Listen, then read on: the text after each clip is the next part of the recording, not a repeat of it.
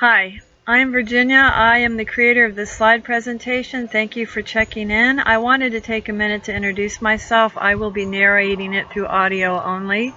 I have been a professional field biologist for 3 decades. I wrapped up a master's degree at a college in Ohio and thought about getting a PhD, but I had spent 7 years in college and really wanted to get out and go see the ecosystems I had been reading about in books. I have had an incredible career as a field biologist, working, starting out in Ohio, the mixed mesophytic forest, Vermont, Maine, all the way up to Alaska, where I worked as a biologist up there for the federal government. I have had pretty much the standard trajectory as a biologist: academia, internships, nonprofits. I worked as a state and federal biologist.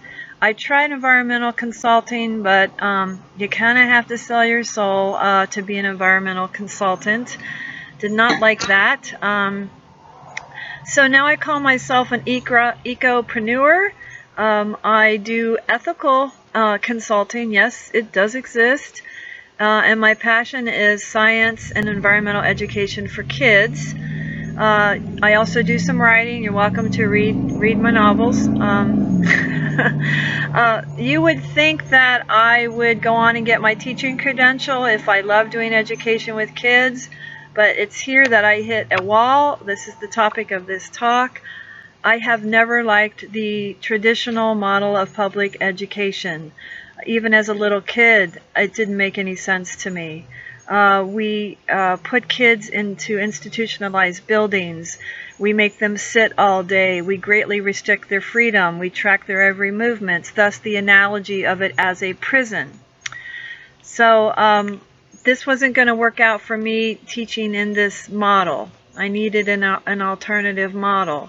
The other thing I came to realize is this issue is really near and dear to my heart because I went to school during the tumultuous years of the 70s, during the time that's also often been referred to as the industrial schooling approach, the factory schooling, and it seemed like there were more and more kids in our high school. They were just like packing them in. I'm not even sure there was a method to it. And my analogy is it felt like we were in a shoebox. The adults would lift the lid of the shoebox, throw some more kids in, slam the lid down, and then like run. So it was terrible. They didn't even show us enough respect to explain to us what was going on. And there was a lot of fighting in the school, and it turned out to be just trying to survive from day to day. My senior year, after Christmas break, when my parents came in to wake me up to go to school, I refused to go back to high school. I told them I'm not going back. I wasn't learning anything anyway. I was just trying to survive. And I told them I'm not going back. So my parents, to their credit, understood, and they homeschooled me without even knowing what it was. My mom ended up going to the principal's office and saying she's not coming back to this high school. I was severely depressed at the thought of it. They knew that I had never liked going to school in this model anyway. And she got my schoolwork for me once a week, and I wrapped up the last 5 months of my senior year working from home, and I did great. So this issue is near and dear to my heart. It always has been. So thank you for watching this presentation. My hope is it will stimulate conversations and discussion. I think with COVID-19, this presentation predates COVID.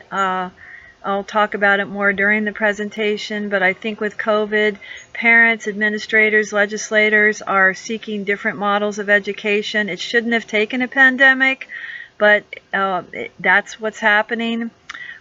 Teachers support me. So many teachers agree with me on this because they also do not like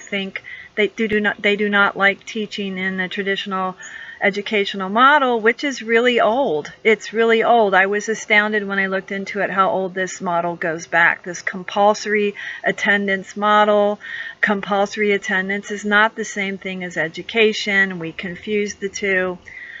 So you'll see in my presentation, it's a little bit lengthy, so take a break, drink some water, make some nachos, whatever. My point is, thank you so much for watching it. Your time is precious, and you're spending time watching it. I greatly appreciate it. And be safe, be well, and thank you again. I'm hoping this leads to positive change forward for our kids. Thanks again. Bye-bye.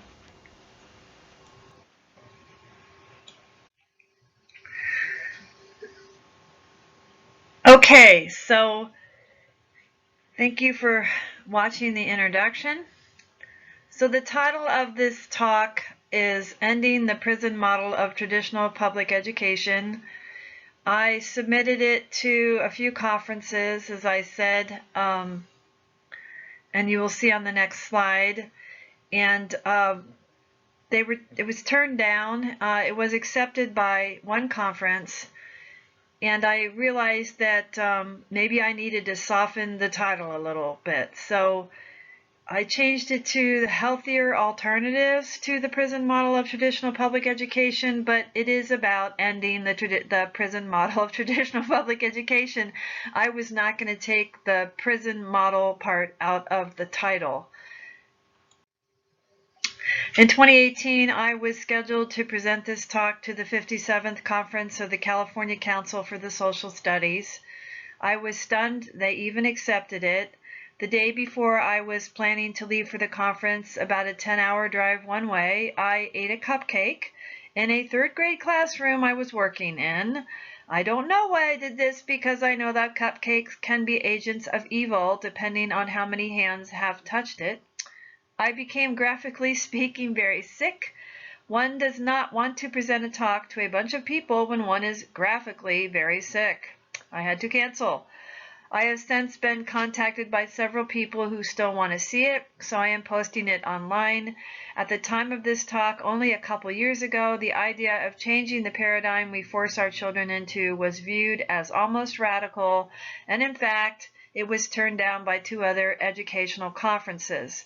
Sadly, only now with COVID-19 are public educators open to new models. Apparently, this is what it took.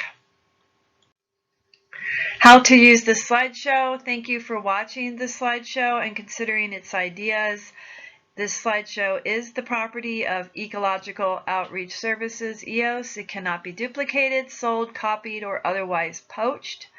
Please use the proper citation as Virginia Moran, Ecological Outreach Services. There's my website, the location, and thank you for that. I do want people to watch the slideshow. Please share it. If you want to make a copy of a particular slide, that's wonderful. Just make sure that you give credit where credit is due, that the author of the slideshow, the author of the slide, was Ecological Outreach Services, i.e. me. Thank you. What this talk is not political, Democrat versus Republican. It is not in any way religious. It isn't pro or anti-charter school, but I do feel like if the traditional public education system was more open to change that parents are demanding, had some sense of introspection about itself, because again, this model, as you will see, is almost 400 years old, we would likely have fewer charter schools. It is anti-traditional educational model that is based entirely on compulsory attendance to usually sterile, confining institutional buildings that attempt to track and control every child's movement, similar to what prisons do, thus the title. This talk is dedicated to John Taylor Gatto, visionary teacher who nearly 3 decades ago had the audacity to point out the emperor had no clothes, and he lost his teaching job because of it. You will learn more about John Taylor Gatto, but he essentially started this movement. He was a school teacher in New York City for 30 years, and you'll see where he taught and what influenced his actions. And when he took a stand against the traditional model of education, he was fired The benefit being he ended up completing some incredible books, including one that you'll see very soon. Compulsory attendance is not the same thing as compulsory education. We get these confused. So you walk into any classroom probably in the world or maybe the United States, and this is what you see. No talking, no moving around the room, stay in your assigned seat, work quietly. Right off the bat, we need to control the kids' behavior. So I have, as I said in my opening statement, I have entered teaching credential programs and then gotten out. I've had this dance going. So I decided once and for all to see if I wanted to complete my credential by doing some substitute teaching. And a few years ago, I was in a kindergarten class where the very young, brand new teacher broke into tears and told me that she just couldn't handle the kids. They weren't being quiet. They weren't sitting. She just could not get them to settle down. And in my mind, I thought, well, maybe because they're 5. Maybe because they're 5 and 6. They're little kids. Maybe that's why they're not sitting in chairs all day and being quiet. So I thought, okay, this is what I was afraid of. My next experience was the sobbing substitute, which was me being in a classroom with a student named Aaron, 6th grade. He was unbelievable. He was rude. He was acting out. He pushed all his papers off the desk. He stood on his chair. He tried to create an insurrection with the entire classroom. He was pretty awful and drove me to tears. This was kind of early on. I'm not at all subject to this now. I kind of have figured it out, but this was when I first started subbing a few years ago and came back into the classroom. And this guy was rough. He was rough. When I was walking back to my car, though, at the end of the day, he was standing on the corner with a bunch of students, and he came over and apologized to me. And he was very respectful. He was very understanding, and it blew my mind. Who is this Aaron? Who was the one in the classroom that drove me to tears? And who is this one that's apologizing for his behavior and is being very cool? So these two things sent me thinking again, it's got to be something about the environment. It's got to be something about that classroom environment that is affecting these kids' behavior. Yes, the time has arrived.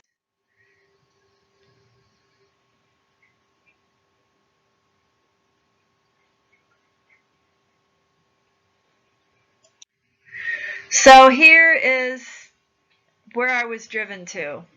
So I really wanted to know where this model of education came from, where we put kids in buildings, we make them sit in chairs in tight little rows, the prison model. Where did it come from? And if you ask these questions, sooner or later you end up here.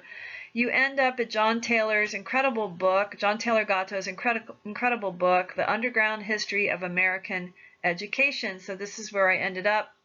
I read this book multiple times. It is a major reference for this talk. I'm just putting this in because one of my a principal actually of the school. This is from one of her from her son. She sent this to me. Yes, there are definitely some spell check issues or spelling issues, but the point is her son regularly referred to school as a prison. So the kids hate this model. The kids know. The kids know. These are the major references I consulted. I did read other references, but these were the major ones that I consulted.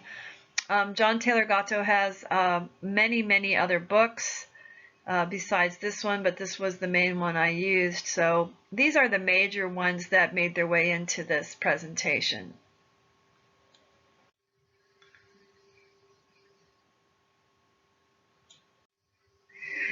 So this is on the cover of John Taylor Gatto's book. This is where he spent much of his adult life in this corridor. I went ahead and conducted my own experiment. I took a photograph of a hallway that looks exactly like this one, when I was subbing at the so-called delinquency high school. They take them from an environment that looks like this and put them into an environment that looks like this, and for some reason think it's going to make a difference. But I took a photograph, and at the time I was looking into subbing at the local prison. So just for fun, I showed this to a few friends of mine, and all of them thought that the shot I took, which was almost exactly like this, was from the prison, not from the school.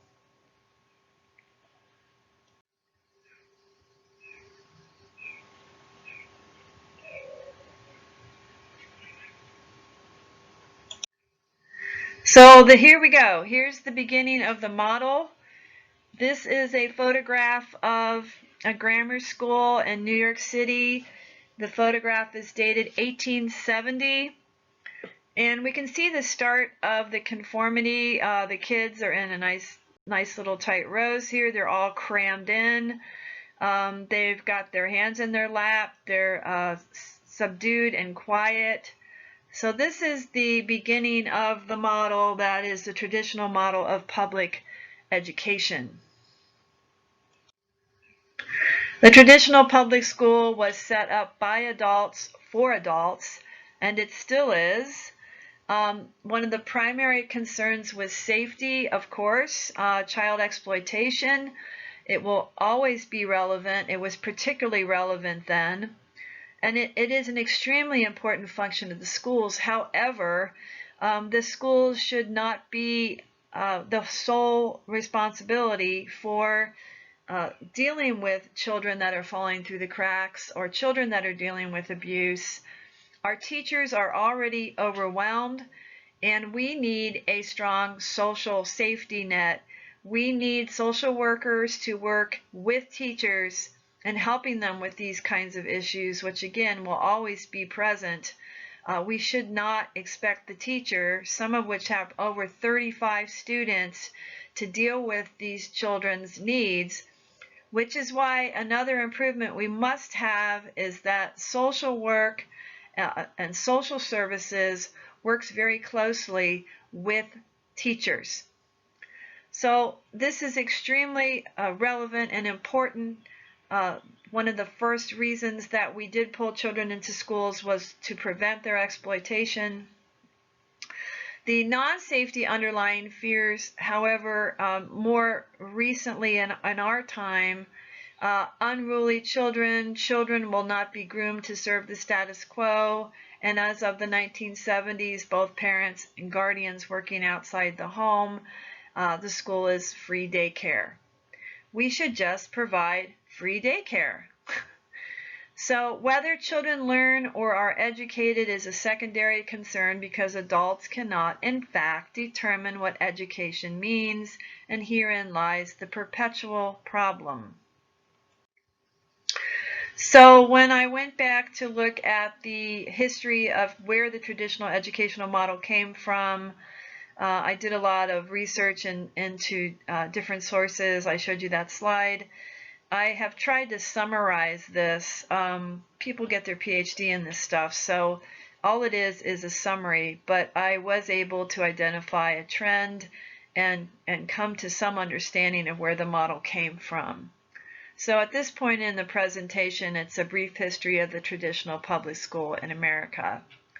Even Christopher Columbus had to answer to his financial backers. Their duty to God and King was to impose their cultural and religious views on everyone who came into their sphere of influence and survived, especially the savages, who in their eyes were backward, superstitious, and lacking in the skills and sensibilities of civilized people. Schools were established well before Pilgrims arrived at Plymouth Rock.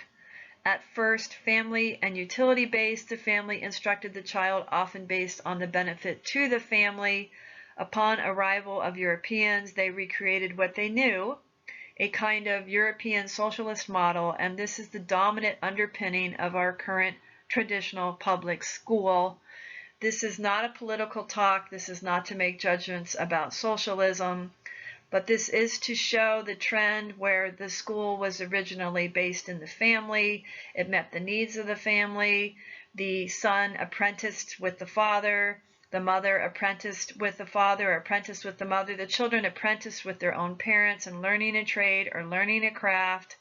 And the trend is that responsibility, the core of it sitting with the family, is pulled further and further away from the family and handed off to a larger bureaucracy. Primary early influence of what has evolved into our traditional public education system. So here is where the roots lie. The Anglican Church of England, the Puritan Pilgrims, Church of England rebels, that after arriving in the New World established just as strict, if not more rigid standards, which is kind of ironic. And then the Prussian schooling model of the late 18th to early 19th century, which had Horace Mann particularly enamored. So the history of the traditional model of public education is in religion and religious practices and religious loyalty. Compulsory church attendance. The Church of England, the Anglicans, faced censure by the local court if they didn't show up at church at designated times. 1619, so this is how old this model is, 400 years old. 1619, Virginia General Assembly passed legislation requiring colonists to attend church services twice on Sundays. Children who refused, were uncooperative, were threatened with punishment. Does this sound familiar today? 1631, legislature reminded ministers of their legal duty to preach every Sunday, the minister as teacher. Okay, so we see the compulsory attendance component starting out with church, attending church. 1646, the Virginia General Assembly orders the rounding up of children for some good and lawful calling. Laws were passed allowing public officials to intercede in family matters on behalf of the community and children. Statutes were derived from English laws. 1653, land begins to be provided for the construction of meeting houses and schools in local communities, and the schools were free. So here we see the laws were passed allowing public officials to intercede in family matters on behalf of the community of children. This is good and bad. This is very good in situations where the children were not being taken care of properly or were being abused. This was bad if the child was part of a functional family and was being schooled by the family. Either way, less and less power is given to the family in determining how the child will be educated, and more is being handed to, if you will, a higher power. 1647, the colony of Massachusetts legislatively sets up what is considered the first public education system in the New World, which will become the United States. Though quality and consistency vary greatly because power is held within local districts and funding is local and sporadic. So we have the beginning of a public school system, but what we need is the funding. We can't have consistent school system if we don't have consistent funding. So what are we going to do? Funding came from private sources, the churches, families themselves, and then came Horace Mann, 1796 to 1859. I know you were waiting. When are we going to get to Horace Mann? We're here. Impassioned by the Jeffersonian idea that a free and quality education should be available to all citizens of our new country, the responsibility for this must be held by a higher bureaucratic authority, and schools should be funded by the public through property taxes. So there you go. I read Jefferson's essay, Democracy and Education. It's incredible. Nowhere in there does Thomas Jefferson say the kids should be locked into institutional buildings and rooms and sit in chairs all day. But we absolutely need to have a strong educational system. We have to have a quality education system. It is one of the foundations, one of the pillars of our American democracy, and it's very important.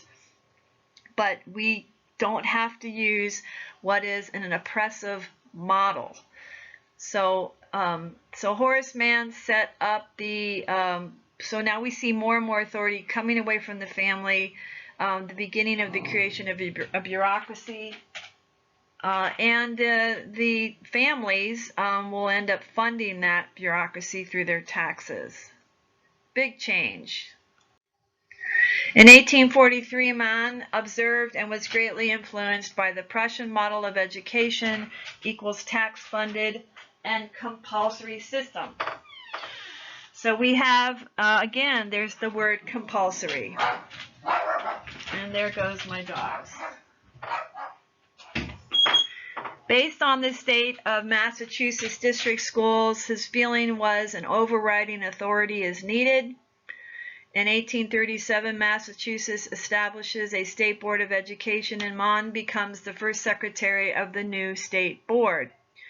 Power is becoming consolidated in ever higher hierarchies, rise of the school administrator, school bureaucracy, the trade-off being children are pulled more and more from their family and nuclear foundation. So you can see again this higher authority, this bureaucracy is being created, and it now is dictating where the kids need to be, when the kids need to be there, pulling more and more away from the family. This fascinated me. I really wanted to find out about the chair thing. When did we decide that kids had to sit in chairs all the time? And I found this photo of the patent. It was a patented American school chair. I'm sorry, the corner got bent there when I scanned this image.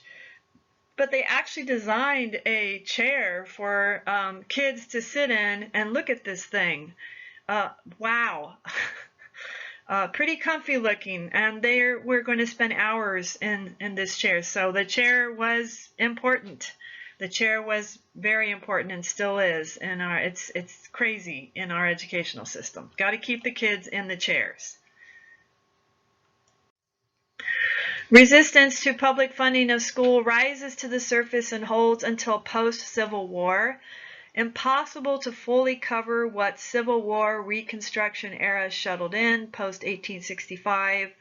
Strength of the federal government as now imposed over a still highly resistant South. Government was a bigger force in the lives of the new Americans. Enactment of the military draft system, direct federal taxation, and attention turned once again to compulsory schooling. So we have a new country, we have a new government, we have new layers of bureaucracy. Bureaucracy has to justify its own existence, and the kids get pulled in through a compulsory schooling requirement. Again, look at how old this model is. By the way, the chair in the last slide, that chair was as of the design as of 1840. City-based industrialization and the rise of manufacturing was accompanied by a mass migration from the farms to the cities. Migrants and immigrants that came to the U.S. in the late 19th and early 20th centuries were often forced to live in squalid city slums, considered by many to indicate the breakdown of the family, resulting in hordes of uncontrolled children running free in city streets. The atmosphere of fear this created, together with concern that young children were being forced to work in these new factories and industries, accounts in part for the wave of compulsory attendance laws that swept the country by the end of the 19th century. So absolutely children were being exploited. That is part of the motivation for the compulsory attendance, but it makes the assumption that the children's needs were met perfectly, and they were treated perfectly, and they were not abused in the compulsory schools when they were. It's definitely important that our children are not exploited, of course, but we also need to recognize that putting children in buildings and confining them into chairs does not solve all their social needs. Again, these needs must couple with the schools, with trained people in social work and social services to really meet the needs of our children. This is from the reference Urban and Wegener in my reference list. This basically marks the end of the agrarian rural family, to be replaced by the engines of commerce and the new wealthy class, which was the Rockefellers and Carnegie. The traditional public school model now becomes institutionalized on a large scale. By 1890, compulsory schooling is in 27 states. By 1918, it's in 48. Again, note how old this model is.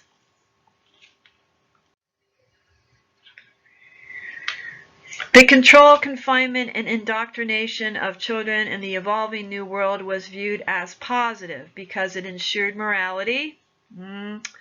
It provided indoctrinated labor pool for the future, factory workers to feed the Industrial Revolution. It disempowered the mob, beginning of the great dumbing down, as John Taylor Gatto said. So all of a sudden they're like, well, maybe this could, be pretty handy. We can't necessarily have the kids work in the factories. We can't exploit them like that. So why don't we indoctrinate them to work in the factories when they get older? So it kind of worked out. This is the creation of the new industrial class to feed the Industrial Revolution. And as Gatto puts it, it's when independent thought, a child thinking for themselves, basically a child being free, that kind of all came to a crashing end. They now have to attend school. The compulsory model's almost in full power in the new nation. So, and now we are telling kids what to think, where to go, and how to act. Nothing personifies this like the cultural genocide of Native Americans as symbolized by the Indian boarding schools. This is an actual quote from a superintendent of an Indian boarding school. These schools strip from the unwashed person of the Indian boy the unwashed blanket, and after instructing him in what to him are the mysteries of personal cleanliness, clothe him with the clean garments of civilized man, and teach him how to wear them. They give him information concerning a bed, and teach him how to use it. Teach him how to sit on a chair, there's the chair, how to use a knife and fork, how to eat at a table, and what to eat. While he is learning these things, he is also learning to read and write, and at the same time he is being taught how to work, how to earn a living. Wow. Okay. Wow. So we have the situation. The new recruits quickly learned the boarding school was a world of lines, corners, and squares. Desks, beds, and tables were all carefully arranged in straight rows. This represented a worldview very different from theirs. The sky, the sun, the moon, the teepee, the lodge, and the sacred hoop are all circular phenomena. The way they interacted with one another was circular. This is in reference to the Sioux. So we take a Native American child who comes out of the teepee or the lodge in the morning and runs through the prairie or runs down to the river, sits at the base of a tree, is in touch with the seasons, is in touch with the water where they live, is in touch with the wildlife, moves with the seasons, and we put them into this. And of course, this started the cultural genocide of the Native American people. So this is nature. This is the native manzanita in California. Unfortunately, a lot of it is being unjustifiably cleared for so-called fire safety. It is an amazing native shrub. In this picture, these plants are probably between 75 and 100 years old. They're probably not there anymore because of the mass clearing. These shrubs were extremely important to the Native American peoples of California, but of course we can't have that anymore, so they're actually being cleared probably as I speak. So we are not only getting rid of the Native Americans, we get rid of the native plants that they relied on. So this is nature. She's round, she's circular, she's fluid, she's sinuous, she's resilient, she's beautiful, and this is the Western approach to nature.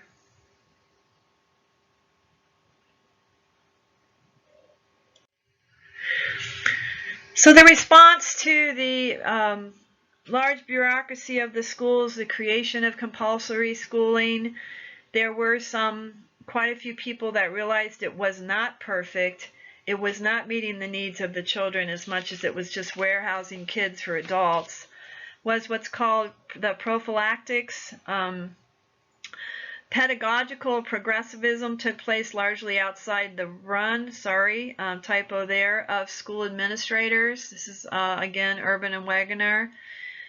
You might, if you're getting your credential or you've been in any kind of teaching credential program, these names are probably familiar. Pestalozzi, Froebel, John Dewey, of course, the Democratic Lab Schools, the In-School Plan of 1907, Montessori, and the Waldorf schools.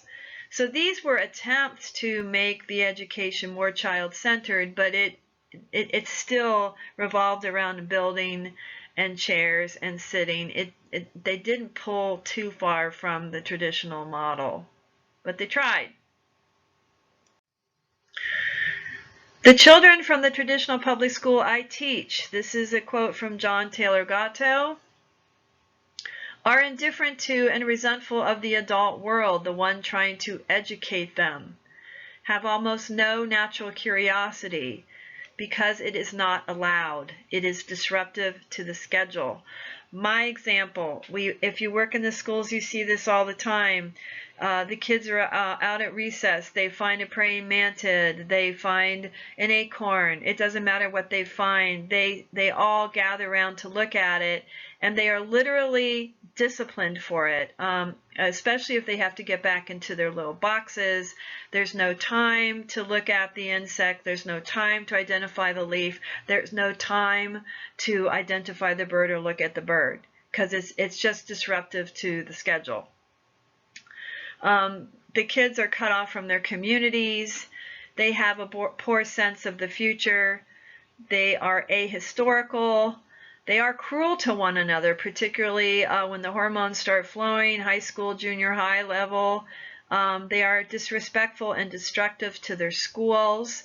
One of the schools that I subbed at is the so-called delinquency high school. Looks a lot like the picture of John Gatto's school.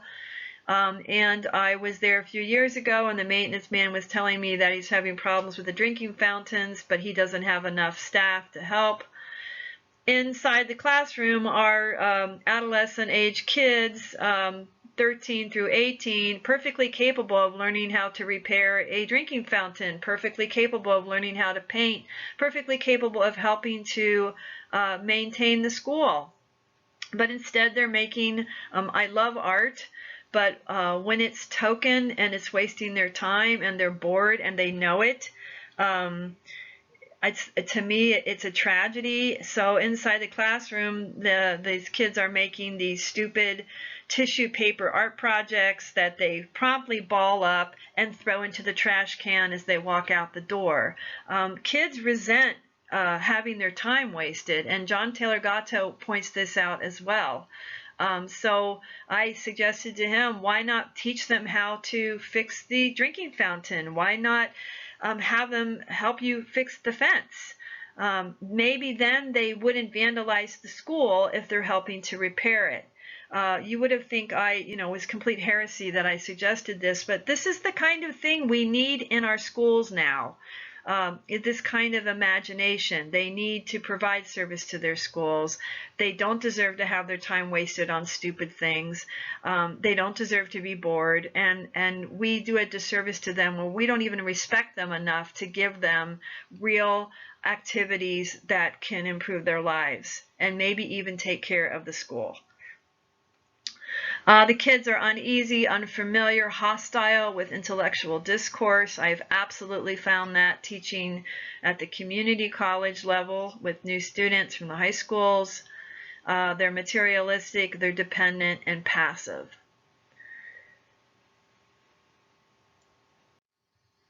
So in a nutshell, why the traditional public school model is the prison model.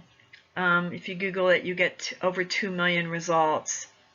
Because this is its history over centuries, this is how it was set up.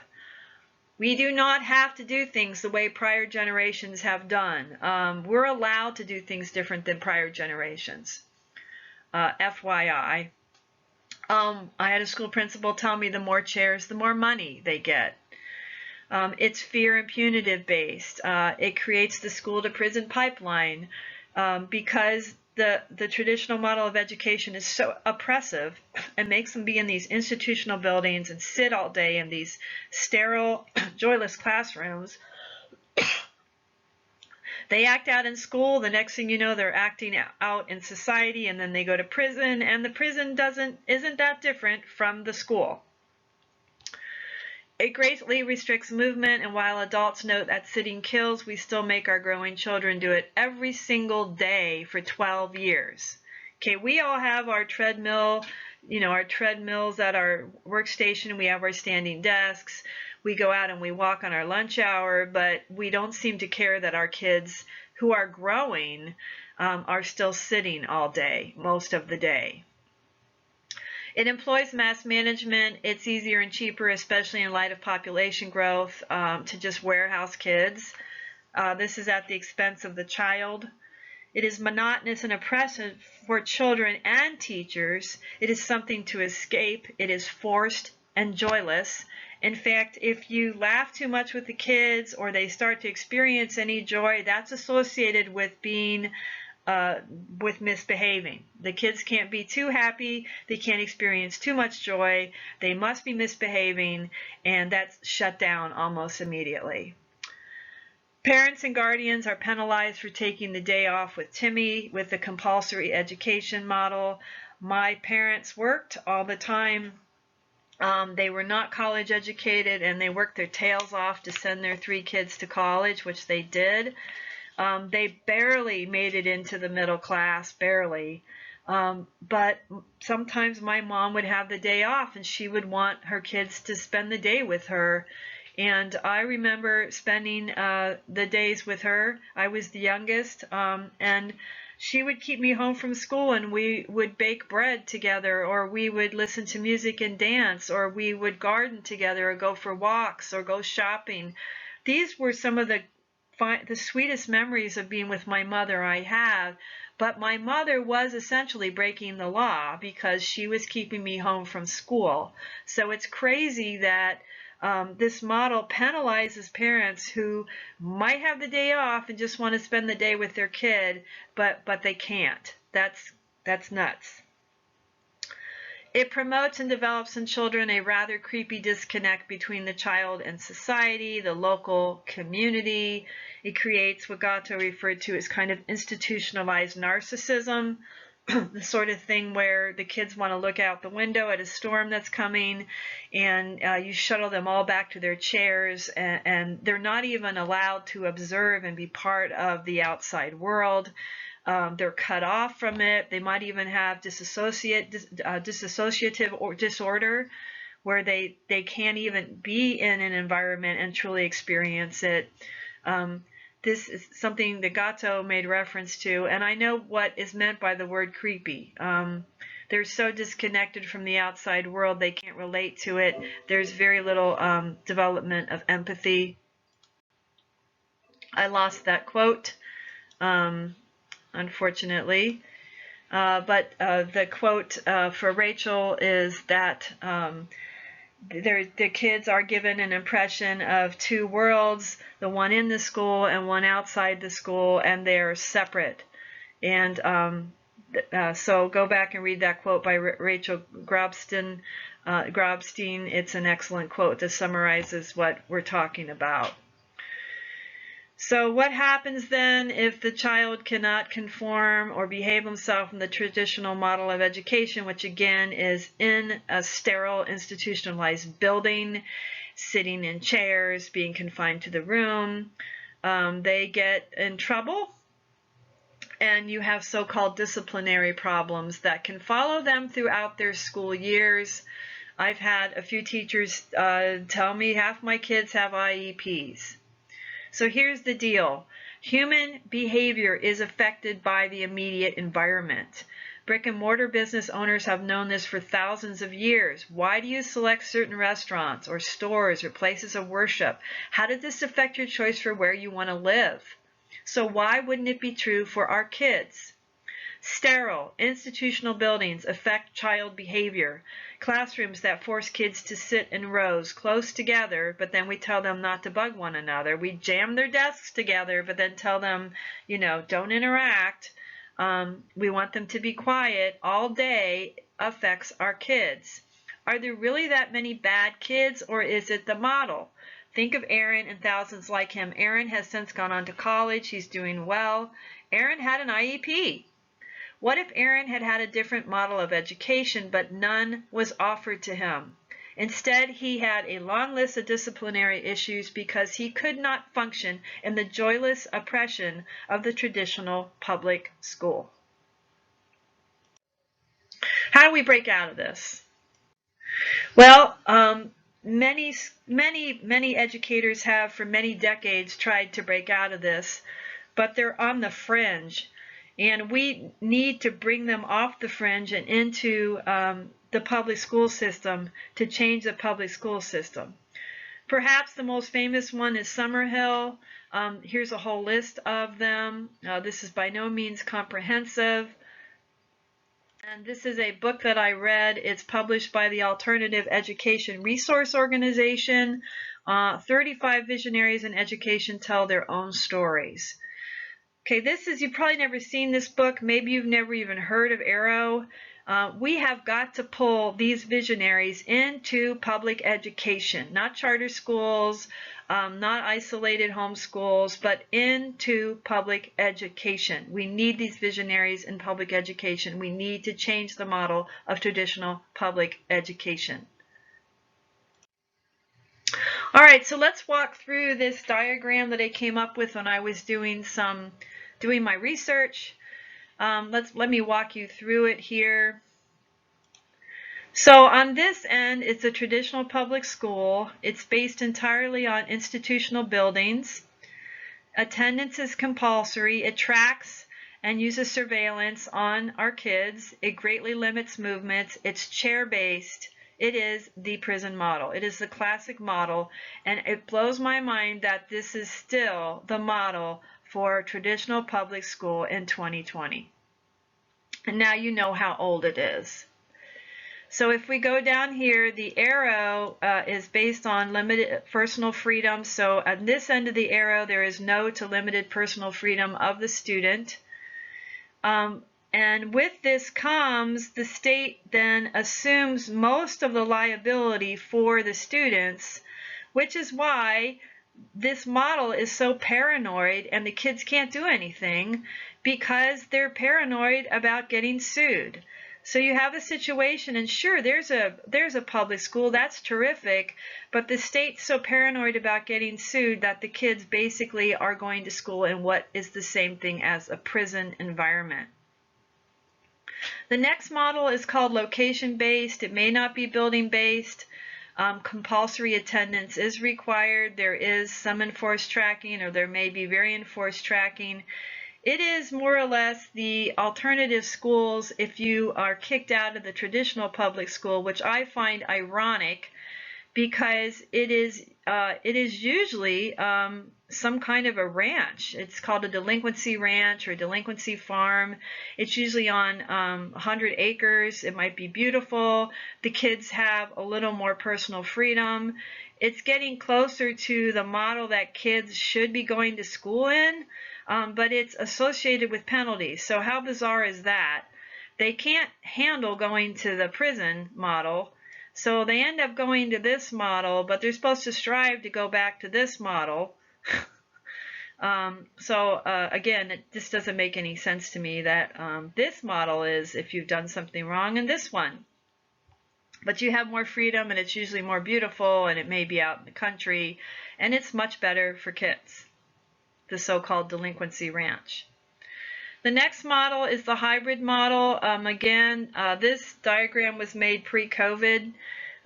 This is a wonderful model. I have seen it in practice in some alternative schools in California. It's the college model. It's a library model. There is a permanent learning center.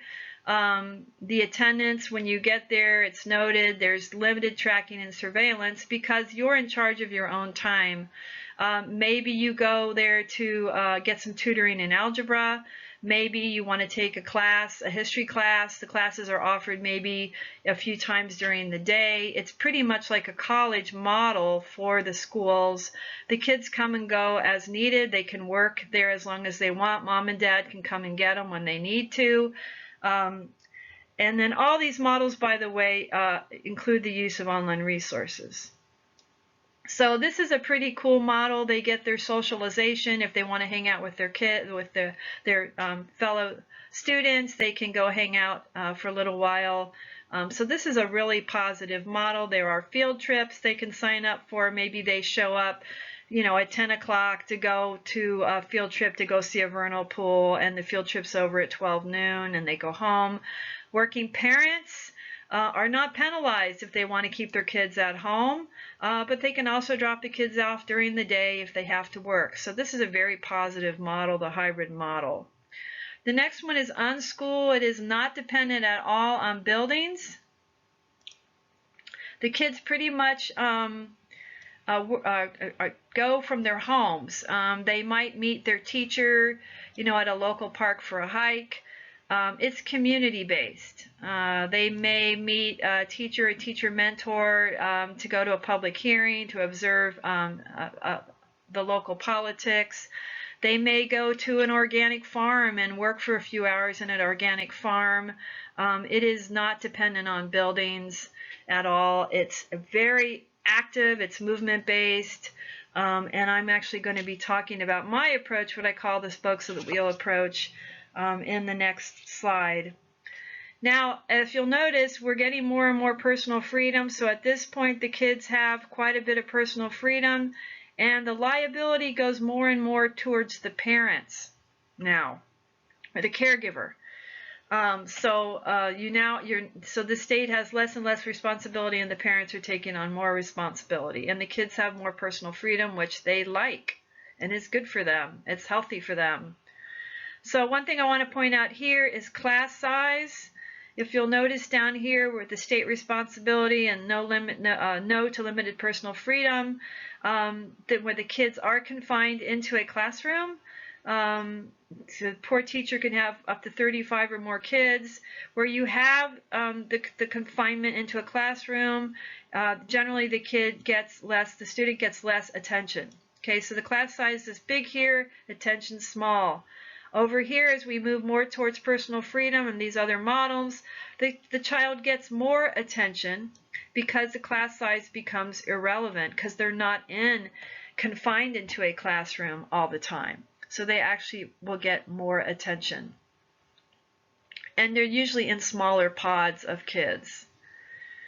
So the final is the homeschool model. They may or may not use an established curriculum. They may not use any particular method. It may be catch as catch can. I have met some kids that are being 100% homeschool. I did meet a family of kids, 9, 10, and 12, and the 12-year-old was illiterate. He could not read. He was 12. So it's questionable how well the homeschool model, without some guidance and some support and maybe some teachers or mentors or social workers, how well the model works. We should not have 12-year-olds that can't read yet, though. So this is the model, unfortunately, we're using for COVID. We don't need to be using this model, and this is not the model, okay? This is not the ideal model. The kids hate this as much as they hate this, okay? So the kids should not be 100% online, at the most 2 hours a day. And then they need to move. They need to go for a walk. They need to do something out in the community. They can wear a mask, maybe go for a mountain bike ride on a local trail, or go for a hike, or look at plants. But they need to move every day. I wanted to point out something very interesting. Since COVID, I have met 3 kids. Anna, who is 17, and she is helping her mother out with her mom's print and copy shop. Anna is learning how to do accounting. She's learning how to use a register. She's learning how to make really incredible printing, doing creative printing products and graphics on the computer. Matthew is helping his dad out with his flooring business. His dad's a flooring contractor. And Ashley is helping her mom out with her accounting business. Now, you cannot tell me that these 3 kids, Anna, Matthew, and Ashley, are not getting an education because they're not over here, okay? They are absolutely getting an education. They're working with their parents side by side. They're learning a trade. They're learning skills. They are getting educated. The idea that our kids have to be in this model, sitting in chairs, in rooms, confined into sterile institutionalized buildings to get an education, is absolutely and positively wrong and destructive. Anna and Matthew and Ashley are getting the best education and probably creating some wonderful memories with their parents that they can ever get. So we absolutely have to get away from this oppressive model and the idea that the kids have to be in these buildings, in their chairs, and tracked every minute. That is not school. That is prison. This is school. Okay, this is school. Working with your parents, learning how to lay floors, learning how to do some accounting. That is school. So this is the spokes of the wheel approach. This approach is 100% entirely local. Again, no building required. The center of the spokes of the wheel approach is first learning about it's bioregionalism, learning about your local ecosystems. What watershed do you live in? What is the ecosystem health? What are the dominant plants? What are the birds, the insects? Learning everything you can about your ecosystems. That is at the core. That is the wheel of the spokes of the wheel approach. I live in a part of Northern California that has really bad ozone during the summer, and it affects our health and the health of the vegetation. So that is something that we could study. Maybe that is something we could come up for solutions for.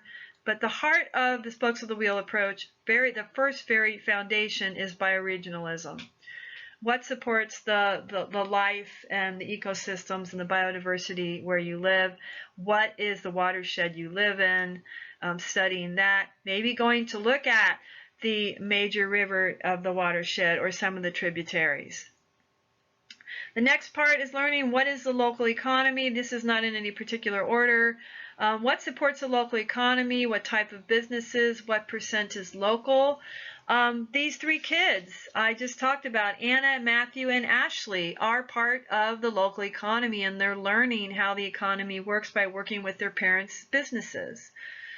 Social services, extremely important. Social services needs to work hand in hand with the school districts, very close. I think that every teacher, I'm for co-teaching. I think there should be 2 teachers per class. I think the whole teacher setup should be changed to visit families at their house, and that's maybe another slideshow. But I do think that every teacher should have a social worker assigned to them to help them work with these kids if they start to fall through the cracks. But what kind of support is there for families, seniors, and children? What are social services? What does a social worker do? Food. Where does our food come from? How much of it is grown locally? Who are our local farmers and ranchers? What kind of food do they produce? What are the routes of distribution that get it to us, or that we get it to other places? The keys from Canada is I taught biology and ecology for a local community college, And one of my students told me that she was shopping and she saw some quiche for sale and she thought that was really cool, and maybe it was made locally and it was from Canada. And her question to me is, what in the heck are we doing with quiche made from Canada in our California grocery store? Can't we find someone to make some quiche locally? But that sort of thing, that just kind of blew her mind. That kind of blew my mind too. Local government, really important. What are the planning processes? How do you participate in a planning process? What is a general management plan? How do zoning and land use policies work? The students can attend a city council meeting or board of supervisor meeting. They can attend or even speak in a public hearing. They can take up an issue. Maybe we need a new park. Taxes and spending, how does that work? Infrastructure, water treatment plant. They can visit the water treatment plant. How do we get our electricity? How is our garbage managed? Taking the kids to the landfill, that'll blow their minds. Where are the sources for our cable and wireless service? And all of these things, you can teach math and English and history. And actually, this is a very civics approach. You can teach all the subjects you need to using this approach. My new model that I'm introducing in this talk, let's look at the current rules. Children can only hike and canoe in the months of June through September. Children can only play archery through the months of June through September. Children can only look at bugs, plants, and birds from June to September. Children can only be outside from June through September unless it's a delinquency ranch. What does this sound like? A camp. I have been astounded by the fact that why can't kids canoe like in September, October, or December, or why do we isolate these outdoor things to camps? Why not create a year-round camp school? Thousands of camps sit empty most of the school year. These camps can be converted into year-long public schools to benefit the students as well as the camps. I've talked to camp directors. They love this idea. Most of the time the camps sit empty. They maintain them for maybe 3 months of the year. They love this idea where kids go to school at the camps. My model, the kids go home at the end of the day, but maybe they're for kids who are homeless or kids that are in very bad or needy situations. They can live at the camp and help maintain it. So you could maybe have residential opportunities for some students as needed. The curriculum is centered around the outdoors. There's no buildings here, man. Maybe just a picnic pavilion. You can do a lot of algebra on one tree, not to mention geometry. The students, oh my God, yes, can hike, canoe, observe nature, and yes, run throughout the school year. Okay, they can just go out. This is kind of how Summerhill works in the United Kingdom. They can just take a canoe if they want and go out on the water or go for a hike. They have their freedom. They have their freedom. We have to trust that kids want to learn and will learn with freedom. We cannot be afraid of the fact that they want to be free and they can be responsible with their freedom. And I know that disciplinary problems will disappear or be of a different, more manageable kind when we can let our kids be free. Students help maintain the camp by maintaining the trails, learning to paint, repairing the steps. This is real life skills. This is pride. They can take pride in maintaining the camp. Hire staff with knowledge of local natural history versus rope courses. I've seen a lot of so-called environmental schools that they think because they have a rope course, they're an environmental education school or outdoor education. They are not. A rope course is not the same thing as environmental education, FYI. So these are actual schools, so they need to have the staff, of course, are trained in the sciences, preferably master's degrees. And these are pretty rigorous programs that the kids are attending. They're in school. by being out of school, if you will. But they are learning solid and rigorous natural history and other subjects at the school. You can do cooperative projects with the Audubon Society, local colleges, the National Weather Service, set up a weather station, Fish and Wildlife departments, maybe do some telemetry, track some wildlife, put up some remote cameras.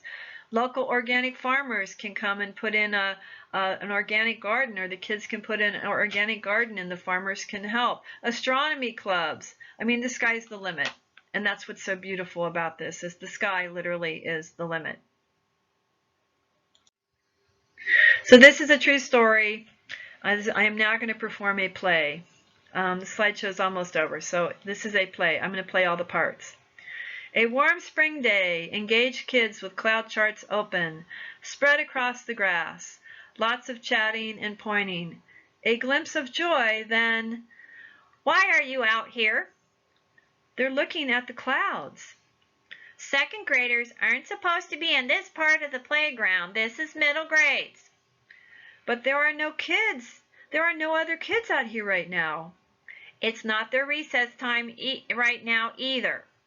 "I know. We're doing a lesson and they're enjoying it. It's a beautiful day."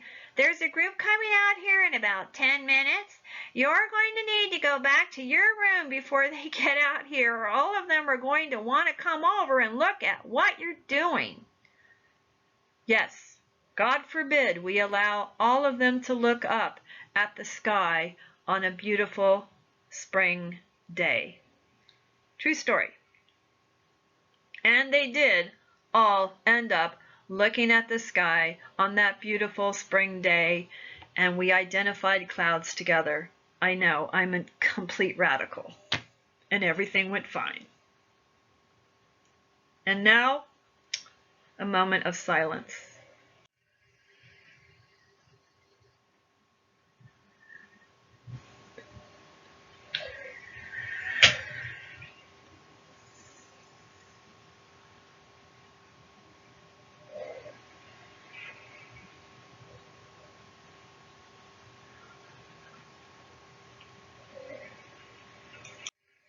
Thank you. Now let's all do the best we can by our kids. Thanks for watching the program.